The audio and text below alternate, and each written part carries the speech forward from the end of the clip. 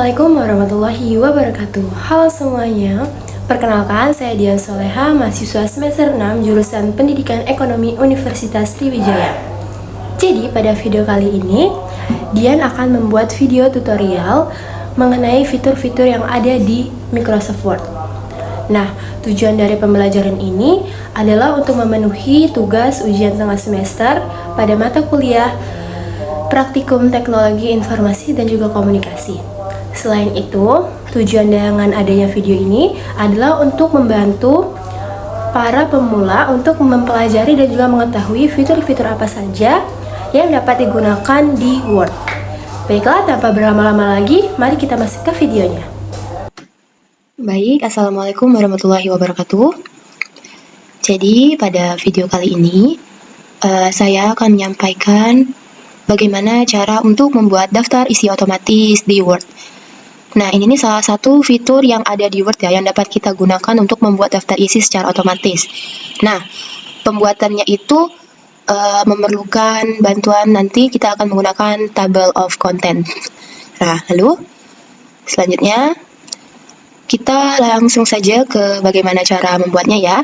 Di sini, ini merupakan contoh artikel ataupun berita yang sudah saya buat dengan tema dampak penggunaan teknologi informasi dan komunikasi dalam pembelajaran. Nah, di sini nih saya belum mencantumkan daftar isinya, tapi saya sudah membuat apa saja isi-isi dari artikel yang harus saya buat.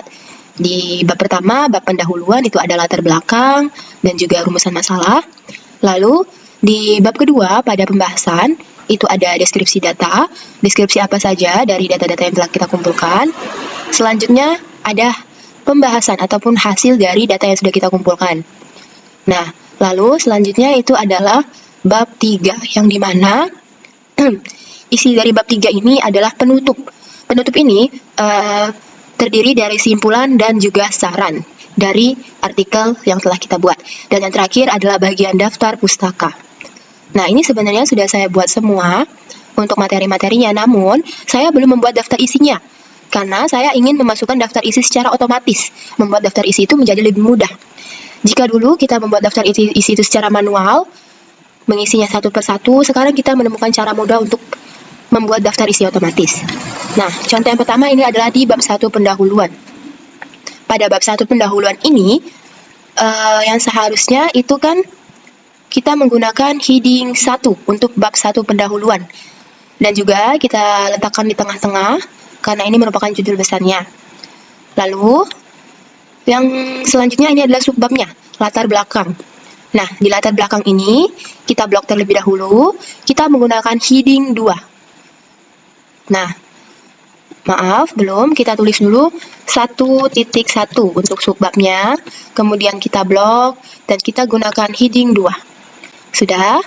Jika sudah, kita bisa ganti ke format penulisannya. Di sini kan formatnya adalah Calibri ya.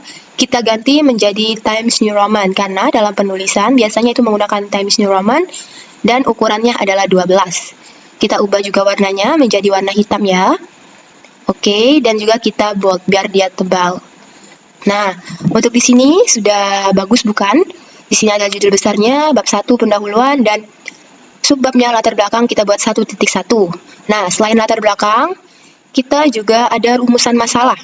Kalau latar belakang tadi 1.1, berarti rumusan masalah ini adalah 1.2. Sama, kita blok juga, karena dia merupakan subbab juga, jadi kita buat heading 2. Nah, kita ganti lagi penulisannya, Times New Roman, ukurannya ukuran 12, dan juga kita ubah warnanya itu menjadi warna hitam, serta kita bold juga ya. Nah, bagus bukan? Rapi, oke. Selanjutnya, kita masuk ke bab selanjutnya di bab 2. Sebenarnya sama dengan bab 1 tadi. Untuk judul besarnya kita buat heading 1. Nah, nanti akan kita pindahkan. Lalu untuk deskripsi datanya ini masuk ke bagian 2.1 ya. Ini untuk subbabnya. Kita buat di heading 2. Tapi ada penambahan di sini. Ini bagian dari submaterinya. Dari deskripsi data ini adalah submaterinya. Jadi kita buat saja 2.1.1 untuk pengertian teknologi informasi dan komunikasi ini. Kita buat ke berapa? Kita buat ke heading 3. Nah, lalu tinggal kita rapikan. Ini kita buat untuk penulisannya kita ganti Times New Roman, ukuran 12, dan juga kita ganti warnanya warna hitam, serta kita bold agar dia tebal ya. Ini tuh memudahkan gitu loh untuk memperjelas, membedakan di mana yang judulnya dan mana pembahasannya. Nah, lalu sudah 2.1.1. Nah, setelah dari deskripsi data ini tadi, di pembahasannya itu juga ada bagian pembahasannya atau hasil dari materi yang telah kita cari. Karena pembahasan ini masuk ke subbab 2.2. Nah, 2.2 mungkin kita perbaiki dulu. Ini masuk ke heading 2 ya teman-teman. Karena kalau heading 1 tadi itu untuk judul besar seperti pendahuluan, isi, dan penutup. Nah, setelah itu bagian ini sama saja seperti yang ini tadi. Ini adalah submaterinya, jadi kita buat 2.2.1. Nah, untuk membedakannya ya, ini bisa kita jadikan heading 3. Nah, terus kita rapikan. Itu penulisannya Times New Roman, terus ukurannya ukuran 12, warnanya warna hitam, dan juga kita bold. Nah, rapi bukan? Lalu selanjutnya itu, nah di sini juga ada ya. Ini kan submaterinya 2.2.1, ini yang pertama untuk pentingnya penggunaan tik. Lalu yang kedua ini adalah pemanfaatan tik sebagai media pembelajaran. Kita masukkan ke 2.2.2. Ini untuk submateri yang kedua. Kita ganti headingnya heading 3. Kita ganti warnanya warna hitam, kita bold. Setelah itu Times New Roman. Setelah itu ukurannya ukuran 12. Nah, lalu selanjutnya sama seperti yang tadi. Titik 3. Sorry. Nah, sama kita buat dia heading 3. Lalu kita ubah warnanya, kita bold, kita Times New Roman, lalu ukuran 12. Nah, selanjutnya itu ada dampak positif. Dampak positif ini masuk ke 2.2.4. Nah, ini submateri yang keempat mengenai dampaknya. Masih sama saja, kita gunakan heading 3. Setelah itu kita ubah warna tulisannya, kita bold, Times New Roman, ukurannya ukuran 12. Mudah sekali bukan? Kita hanya tinggal mengubah judul besar ataupun subbab materinya untuk membuat daftar isi otomatis ini. Nah, setelah itu kita akan masuk ke bab selanjutnya. Ini adalah bab penutup ataupun bab yang terakhir. Nah, jika di sebelumnya itu kita menggunakan heading 3, untuk bab penutup ini karena dia merupakan judul besar, jadi dia menggunakan heading 1. Untuk simpulan kita tulis 3.1, ini menggunakan heading 2. Nah, lalu tinggal kita rapikan saja. Warna hitam, penulisannya dengan Times New Roman, ukurannya ukuran 12, lalu kita bold. Nah, untuk bab 3-nya kita letakkan di tengah-tengah ya. Nah, setelah simpulan itu yang terakhir ada saran. Untuk saran ini sama dengan simpulan, jadi dia masuk ke 3.2. Sama saja menggunakan heading 2. Lalu kita ubah dulu format penulisannya ya, kita benarkan terlebih dahulu. Nah,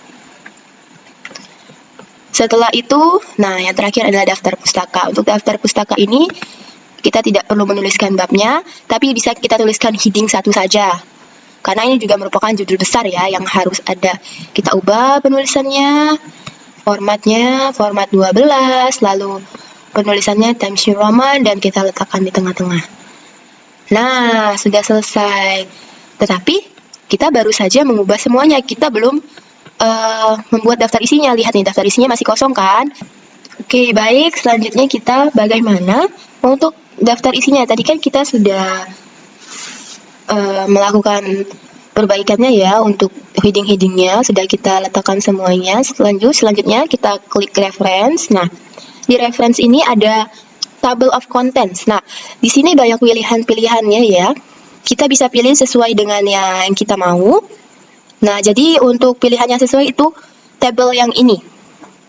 Karena kita tadi menggunakan heading 1, 2, dan 3. Jadi dia harus bertingkat seperti ini.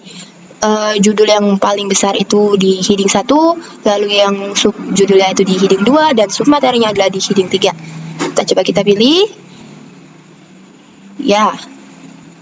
Nah, sudah selesai bukan? Tapi di sini kita bisa merapikannya terlebih dahulu.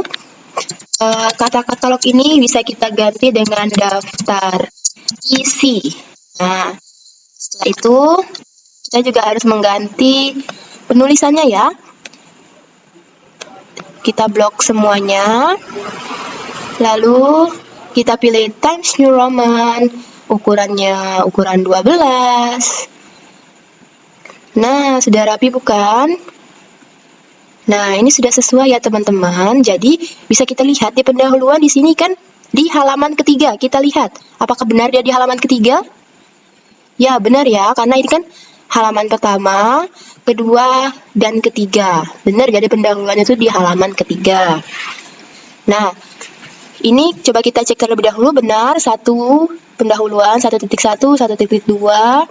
Ya, ini benar.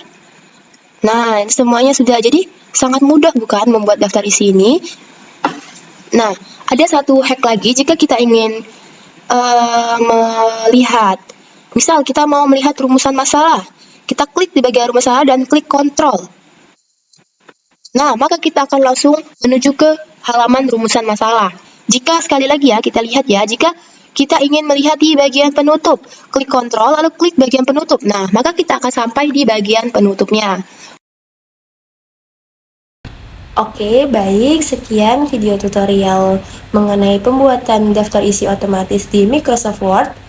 Nah, jadi dengan penggunaan fitur ini tuh, kita dapat menyusun daftar isi dengan mudah, cepat, rapi, dan juga profesional. Kita bisa sudah lihat kan tadi bagaimana mudahnya membuat daftar isi. Jadi kita tidak perlu membuatnya secara manual lagi. Tetapi kita juga harus memastikan bahwa judul dan subjudul itu sudah diberikan format heading yang sesuai agar daftar isi yang dibuat itu tidak berantakan. Nah, selanjutnya itu tuh untuk bisa membuat daftar isi otomatis, kita itu harus menggunakan fitur table of contents tadi kan yang sudah saya jelaskan dan saya contohkan untuk bisa menghasilkan daftar isi itu secara otomatis. Dan juga kan tadi di daftar isinya bisa, jika kita klik kontrol dan klik bagian daftar isi yang ingin kita lihat, misalkan di bagian penutup, maka kita akan dilihatkan pada halaman penutup tersebut. Justru itu sangat memudah dan membantu bukan? Semoga video tutorial ini bermanfaat dan berguna untuk kita semua dalam mempermudah pekerjaan kita. Baiklah, mungkin itu saja video tutorial dari saya. Apabila ada salah dan juga perkataan yang kurang tepat, saya mohon maaf. Saya akhiri, wassalamualaikum warahmatullahi wabarakatuh.